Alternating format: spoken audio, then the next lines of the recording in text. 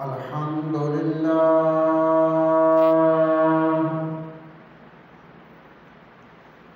الحمد لله رب العالمين،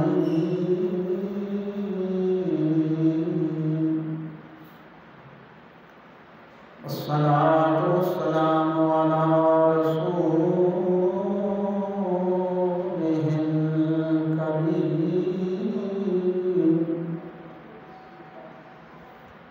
وعلى آله وأصحابه وأهل بيته وأزواجه وأولياء ملته وعلماء أهل سنته أجمعين.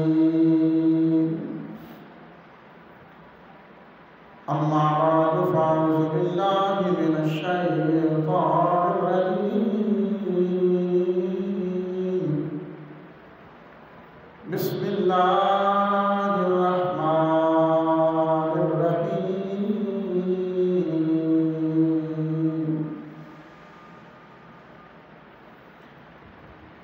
إنا هديناه السبيل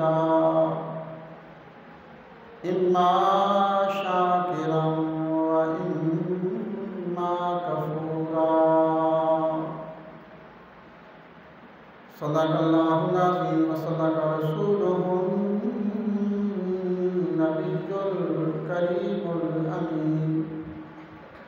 قال الله تبارك وتعالى في شان محبوبه مخبرا وآمرا: إن الله وملائكته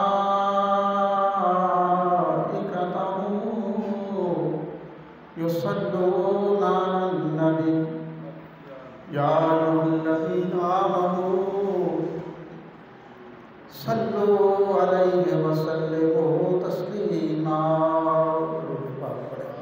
الصلاة والسلام عليك يا سيدي يا رسول الله، وعلى آلك وأصحابك يا سيدي يا حبيب الله. الصلاة والسلام عليك يا سيدي يا رسول الله، وعلى آلك وأصحابك يا سيدي يا جد الحسن والحسين. حمد و ثنا کے بعد دعا ہے: رب ذوالجلال مجھے حق کہنے کی، آپ کو سن کر ہم سب کو اس پہ عمل کی توفیق عطا فرمائے. اللہ تعالیٰ کا لاکھ لاکھ احسان اور شکر ہے کہ جس نے اپنی حضور مسجد میں نماز جمعۃ المبارک کی ادائیگی کی سعادت نصیب فرمائی ہے. مالک الملک اپنے شان کریمی، شان ربوبیت، شان قدوسیت کا صدقہ جمعۃ المبارک کی اس حاضری کو، نماز کو، خطبے کو، اہل ایمان کی سعی کو، کاوش کو قبول فرمائے اور جمعۃ المبارک کی فیوز و برکات نصیب فرمائے. ان روح پرور اور روح اور قبولیت بھرے لمحات کا صدقہ اللہ کریم ہماری زندگی کی تمام غلطیوں کو، خطاؤں کو، لغزشوں کو، گناہوں کو معاف فرمائے. بقیہ زندگی اپنے خوف میں، حضور کی محبت میں بسر کرنا نصیب فرمائے. آج کی جمعۃ المبارک کے اس عظیم الشان اجتماع میں قرآن کریم 29ویں سپارہ سورۃ طہر کی ایک آیت طیبہ تلاوت ہوئی ہے. اللہ کریم فرماتے ہیں هل أتى على الإنسان حين من الدهر لم يكن شيئا مذكورا۔ اللہ کریم نے قرآن کریم میں وقفے وقفے سے جا بجا انسان کو اس کی حقیقت، اس کے مقصد حیات، اس کے مقام اور مرتبے سے انسان کو آگاہ فرمایا ہے کہ دنیاوی زندگی کی حقیقت کیا ہے اور اس زندگی کا اللہ کریم کے ہاں کتنا مقام ہے، کتنا مرتبہ ہے۔ اللہ کریم نے قرآن کریم میں ارشاد فرمایا کہ هل أتى على الإنسان حين من الدهر، زمانے میں ایک ایسا بھی وقت گزرا ہے لم یکن شیئا مذکورا، جب انسان کا ذکر تک نہیں تھا، انسان مذکور نہیں تھا، نہ انسان کا، ہم میں سے ہر انسان کا اس دنیا کی ایک لمبی عمر میں ایک ایسا وقت آیا ہے کہ جب نہ انسان کا ذکر تھا، نہ اس کا نام تھا، نہ اس کی پہچان تھی، نہ اس کا نشان تھا، کچھ بھی نہیں تھا۔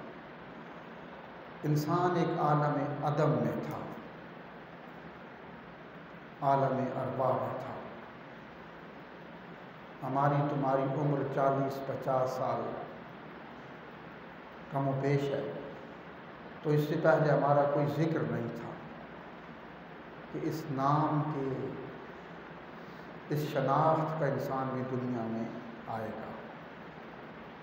اللہ فرماتا لم یکن شیئا مذکورا، ایک ایسا اس دنیا کی زندگی کی ایک لمبی عمر میں ایک ایسا وقت بھی آیا کہ جب انسان کا کوئی نام، کوئی ذکر نہیں تھا۔ اللہ کریم فرماتا ہے پھر ہم نے کیا کیا، انسان کو عالم عدم سے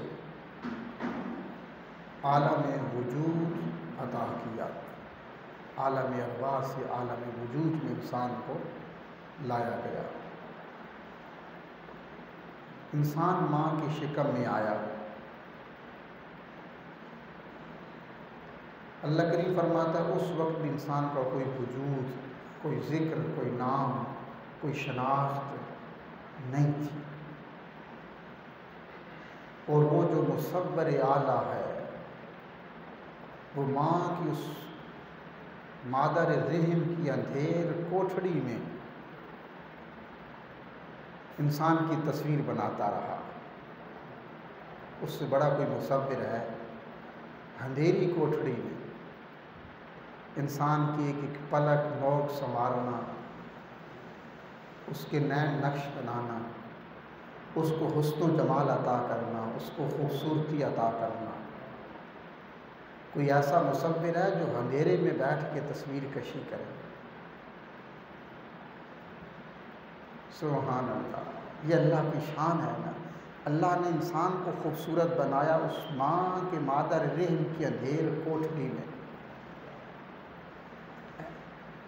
ایک دفعہ حضرت علی المرتضیٰ شیر خدا کرم اللہ تعالی وجہ الکریم سے ایک شخص نے کہا، توجہ فرمانا، کہ شطرنج کے موجد کا کمال دیکھو۔ اس نے عرض کیا حضور شطرنج کے موجد کا کمال دیکھو کہ جس نے شطرنج بنائی ہے کہ لاکھ بار بھی یہ چال چلو گے تو ہر بار نئی چال ہوگی۔ کہ شطرنج کے موجد نے 1.25 گز کے کپڑے کے ٹکڑے پر ایک ایسا کھیل بنا دیا ہے کہ لاکھ بار بھی وہ چال چلو گے تو ہر بار نئی چال ہوگی، کتنا اس شطرنج کے موجد کا کمال ہے کہ جس نے 1.25 گز کے ٹکڑے پر، کپڑے کے 1.25 گز کے ٹکڑے پر اتنا کمال کا کھیل بنا دیا۔ تو پیارے علی نے جو جواب دیا، سبحان اللہ، آپ نے فرمایا کہ تو یہ بھی دیکھنا، تو کہتا ہے نا کہ شطرنج کے موجد کا کمال ہے کہ جس نے کپڑے کے 1.25 گز کے ٹکڑے پر ایک ایسا کھیل بنا دیا ہے، لاکھ بار چلو گے، جب بھی چلو گے نئی چال ہوگی۔ تو آپ نے فرمایا کہ تو دیکھ میرے رب کی طرف، جس نے انسان کے ایک بالشت ہر چہرے کے ٹکڑے پر ایک چہرے کا ایسا نقشہ بنا دیا ہے، جب بھی دیکھو گے تمہیں نیا ہی نظر آئے گا۔ 1000 بار دیکھو، کروڑ بار دیکھو، جب بھی دیکھو گے انسان کے اللہ کریم کی کاریگری دیکھو کہ انسان کے چہرے کے بالشت ہر ٹکڑے پر ایک ایسا چہرہ بنا دیا، جب بھی دیکھو گے تمہیں نیا چہرہ ہی نظر آئے گا۔ وہی آنکھیں، وہی ناک، وہی رخسار، وہی گال، لیکن جب بھی دیکھو گے تمہیں نیا چہرہ ہی نظر آئے گا۔ تو کوئی ایسا مصور ہے جو اندھیر کوٹھڑی میں بیٹھ کر اندھیرے میں تصویر بنائے؟ یہ وہ مصور اعلیٰ ہے جو ماں کے مادر رحم میں اس اندھیر کوٹھڑی میں انسان کی نوک پلک سنوارتا ہے، اس کے نین نقش، اس کے رخسار، اس کے چہرے کو حسن و جمال عطا کرتا ہے۔ تو اللہ فرماتا ہے کہ جب تو مادر رحم میں تھا تب بھی تیرا کوئی لم یکن شیئا مذکورا، تیرا کوئی ذکر نہیں تھا، تیرا کوئی وجود نہیں تھا، تیرا کوئی نشان نہیں تھا، تیرا کوئی نام نہیں تھا۔ اور جب تو پیدا ہوا ایک بچہ تھا، نہ چل سکتا تھا، نہ بول سکتا تھا، نہ پکڑ سکتا تھا، تب بھی تیرا کوئی نام نہیں تھا۔ پھر اس رب ذوالجلال نے تجھے قوتیں دی، تجھے صلاحیتیں دی، پھر اتنی طاقت دی کہ پھر تیری زندگی، تیرے نام، تیرے نشان اور تیری شناخت اور تیری جوانی کا سورج پوری دنیا پہ پوری آب و تاب سے چمکنے لگا۔ تو شہریار بن گیا، تاجدار بن گیا، لشکروں کا سپہ سالار بن گیا، دولت اور ثروت کے ذخیرے تیرے قدموں میں تھے، تیرے منہ سے نکلنے والی ایک آواز حکم آخر کا درجہ رکھتی تھی، تیری ایک اٹھنے والی انگلی حکم کا درجہ رکھتی تھی۔ اللہ فرماتا ہے جی جب یہ سب کچھ عطا کیا تو کیوں نبتلیہ، تاکہ میں تجھے آزما سکوں، کہ جب تیرا کوئی ذکر نہیں تھا تو جس نے تجھے ذکر عطا کیا، تیرا کوئی نام نہیں تھا تو جس نے تجھے نام عطا کیا،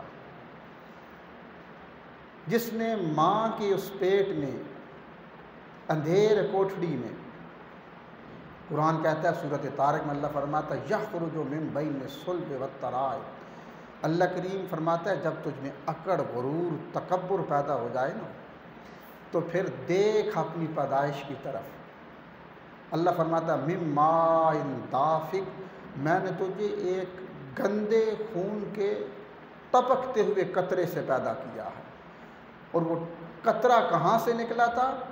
یخرج من بین الصلب والترائب، جو باپ کی صلب اور ماں کی رحم کی ہڈیوں سے نکلا تھا، اس گندے خون کے قطرے سے میں نے تم کو پیدا کیا ہے۔ یہ تمہاری حقیقت ہے، یہ تمہاری اصلیت ہے۔ جب تکبر، غرور پیدا ہونے لگے، اللہ فرماتا ہے تو پھر اپنی اصلیت کی طرف دیکھا کرو۔ اللہ فرماتا ہے جب میں نے تو اس کو اس گندے قطرے سے پاکیزہ زندگی عطا کر دی، خوبصورت بنا دیا، قوت و طاقت دی، جب تیرے پاس سلطنتیں آ گئیں، دنیا آ گئی، اللہ فرماتا ہے کہ اب کیا ہے، نبتلیہ، اب ہم تمہیں آزماتے ہیں کہ تو کتنا اس رب کا شکر ادا کرتا ہے، کتنا اس کو یاد کرتا ہے۔ اور آگے یہ ہے کہ اللہ فرماتا ہے انا ہدیناہ السبیل، آج لوگ کہتے ہیں نا کہ یہ اللہ توفیق دے گا تو پھر نماز پڑھنے جائیں گے، یہی ہے نا، انا ہدینہ، سورۃ الدہر 29واں سپارہ، اللہ فرماتا ہے ہدینہ، ہم نے تمہیں با اختیار بنا کر سوچنے کی صلاحیت، کام کرنے کی صلاحیت، با اختیار با ارادہ بنا کر انا ہدیناہ السبیل، سب کچھ تمہیں ارادہ با اختیار با ارادہ بنا کر تمہیں دو راہیں پہ کھڑا کر دیا ہے۔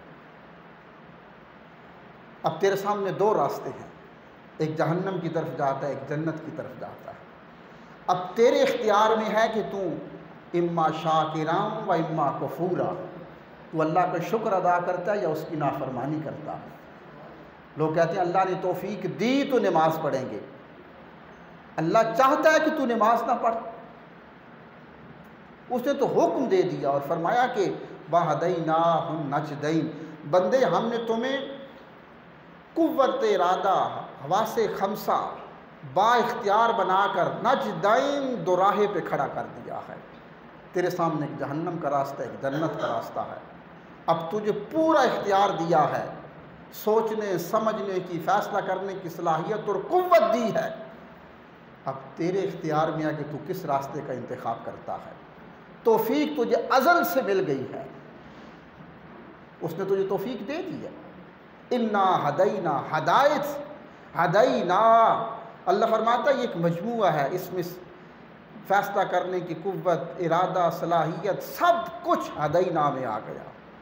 اما شاکرا و اما کفورا، اب تیری مرضی ہے تو اللہ کا شکر ادا کر یا اللہ کی نافرمانی کر، تیرے اختیار میں ہے۔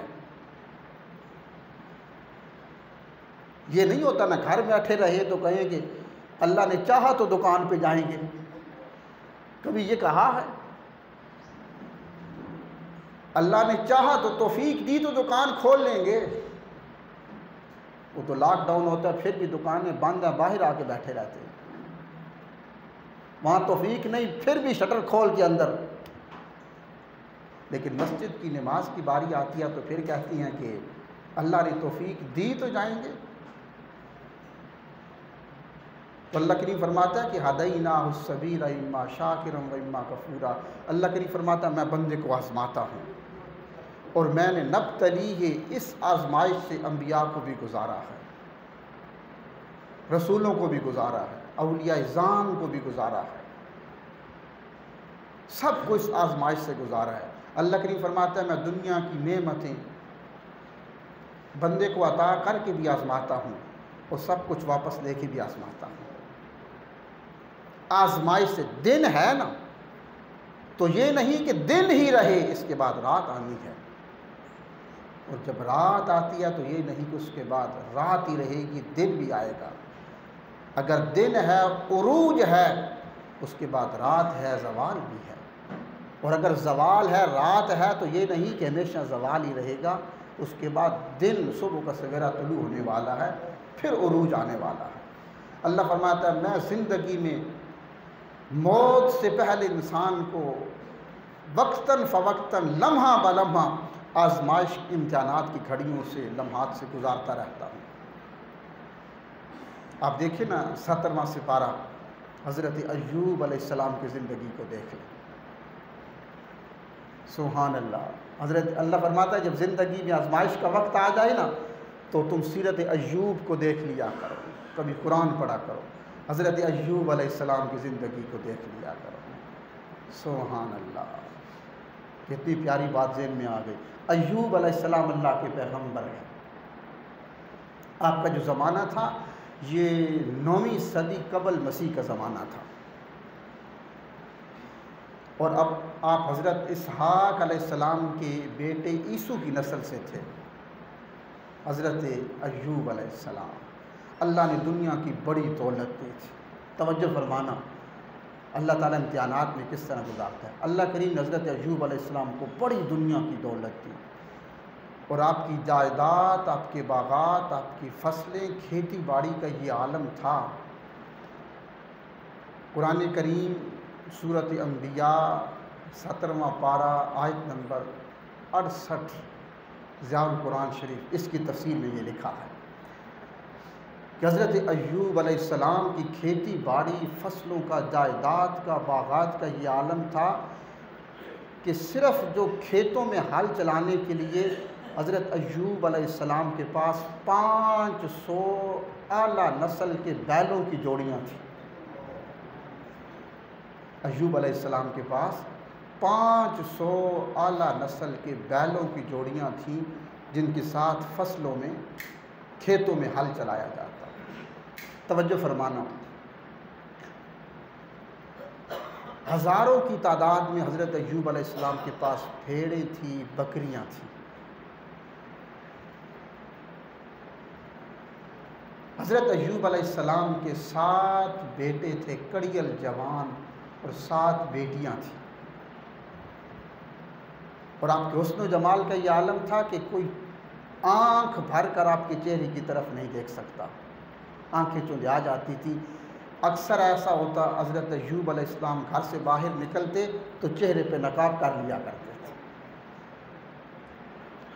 چہرے پہ نقاب کر کے نکلا کرتے تھے۔ توجہ فرمانا، آپ کی جو بیوی تھی نا حضرت ایوب علیہ السلام کی، ان کا نام تھا رحمت، یہ حضرت یوسف علیہ السلام کی پوتی تھی، آپ کے بیٹے افرایم کی بیٹی تھی، لخت جگر تھی۔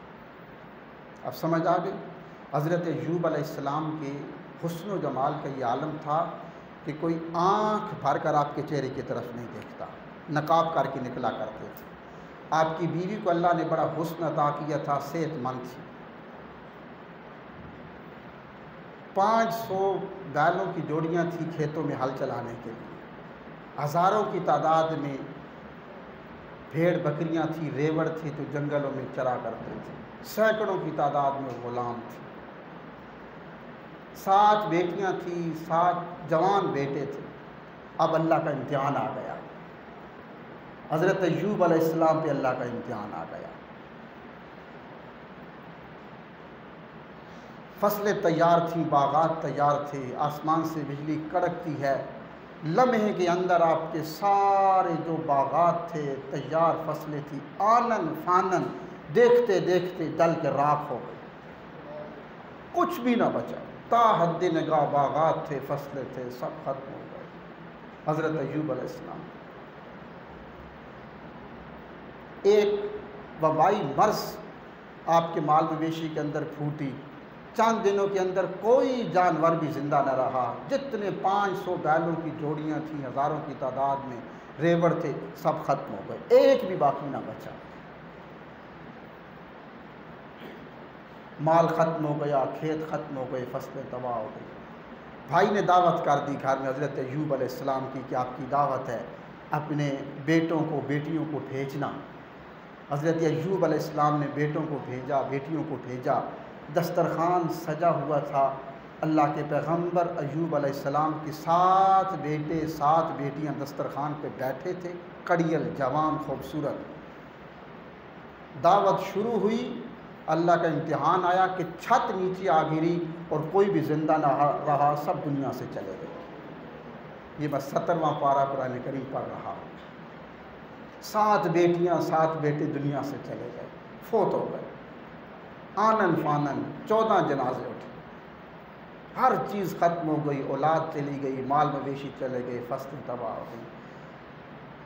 ابھی آپ جنازے سے فارغ ہی ہوئے تھے، کیا دیکھتے ہیں کہ جسم پہ ایک آبلہ نمودار ہوا، پھوڑا، آپ نے اس کو کھجلایا، اس نے ناسور کی شکل اختیار کر لی اور پورے جسم پر آبلے نمودار ہو گئے، اور جسم سے پیپ بہنے لگی، اور جسم میں کیڑے پڑ گئے۔ جو آپ کے عقیدت مند تھے انہوں نے نیاز عقیدت کا رخ موڑ لیا، سارے آپ کو چھوڑ کے چلے گئے۔ اب لوگ جو آپ کی جھلک دیکھنے کے لیے ترستے تھے، انہوں نے کیا کیا کہ اب منہ ڈھانپ کر آپ سے دور بھاگنے لگے، اور پھر شہر کے بڑے لوگ اکٹھے ہوئے اور کہا کہ ایوب علیہ السلام کو اٹھا کر کسی جنگل میں جا کے رکھ کے آ جائیں، ایسا نہ ہو کہ آپ کی وجہ سے یہ وبا پورے شہر میں پھیل جائے۔ ایوب علیہ السلام کو اٹھایا گیا، پورے جسم میں کیڑے پڑ گئے، پیپ بہہ رہی ہے، جنگل میں جا کے رکھ کے آ گئے۔